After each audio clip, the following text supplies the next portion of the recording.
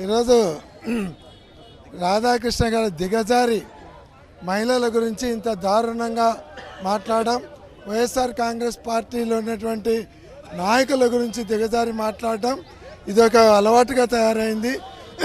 కాబట్టి ఇటువంటి వ్యాఖ్యలు చేసేందుకు నిజంగా సిగ్గుపడాలి. ఒక జర్నలిస్ట్ అయ్యింది, ఒక పేపర్కు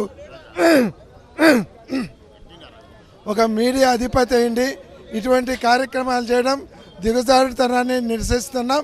ఇదే రకంగా కనుక మీరు ముందరు పోతే ఏబిఎన్ ఎవరైనా పేపర్ పట్టుకొని లేదు ఏబిఎన్ విలేకరు అని పోతే కనుక మహిళలు చెప్పులతో కొట్టేటువంటి పరిస్థితి తెచ్చుకోవద్దని మేము హితవు పలుకుతా ఉన్నాం. రాజకీయ వ్యభిచారం చేస్తున్నటువంటి మీడియా ముసుగులో దాగున్నటువంటి కుల గజ్జి కుక్క ఈ రాధాకృష్ణ మా భార్యల గురించి మా కుటుంబ సభ్యుల గురించి దిగజారి మాట్లాడినటువంటి వారాంతపు పలుకుల్ని వెనక్కి తీసుకోవాలా. రాజకీయాన్ని ఒక వ్యభిచారంగా మార్చుకొని పార్టీలకి తార్చుతూ ఒక మీడియా ఛానల్ని పెట్టుకొని ఆ మీడియా ఛానల్ని రాజకీయ పార్టీలకి తార్చుతున్నటువంటి ఈ వ్యక్తికి ఇంతకు మించినటువంటి బుద్ధి ఎక్కడి నుంచి ఉంటుంది? ఈరోజు సిగ్గు లేకుండా చంద్రబాబు కంటిలో పడాలని ఒక మహిళతోటి మహిళలను ఉద్దేశించి మాట్లాడించడం సిగ్గుమాలిన తనం అనిపించలేదా? ఇవాళ నీ గడప దగ్గరకు వచ్చాం, నీ ముందున్నాం, నీ గేటు ముందున్నాం, నీ గేటు ముందుండి ఛాలెంజ్ విసురుతున్నాం. నువ్వు చాలా దూరంలో లేవు, ఒక్క అడుగు దూరంలోనే నువ్వు ఉన్నావు. మేము శాంతియుతంగా ఇవాళ నిరసన తెలుపుతున్నాం కాబట్టి నువ్వు బాత్రూంలో దాంకొని ఉన్నావు. మేము గోడలు దూకి వస్తే నువ్వు బాత్రూంలో కూడా ఉండలేవు.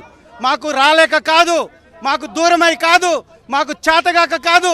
ఈ పోలీస్ వ్యవస్థ కానీ ఈ రోపులు పట్టుకున్నటువంటి వాళ్ళు కానీ ఎవ్వరూ ఆగరు. మేము శాంతియుతంగా నిరసన అనుకున్నాం కాబట్టి సిగ్గు లేకుండా దాంకొని ఉన్నావు. మనిషివైతే, మనిషి జన్మ ఎత్తితే, నువ్వు ఒక మహిళకి జన్మించుంటే రా బయటికి. గజ్జి పట్టి, కుల గజ్జి పట్టి ఈ విధంగా రాజకీయాన్ని తార్చే కార్యక్రమాలు మానుకోవాలని ఇమీడియట్గా క్షమాపణ చెప్పకపోతే ఇప్పుడు నువ్వు దాక్కున్నటువంటి నీ గూడు ఉండదు, నువ్వు ఉన్నటువంటి ఆఫీస్ ఉండదు. ఛాలెంజ్ విసురుతున్నాం, తప్పించుకొని పోలేవు. మేము రావాలనుకుంటే క్షణం పట్టదు. తస్మాత్ జాగ్రత్త, నీ పందా మార్చుకో.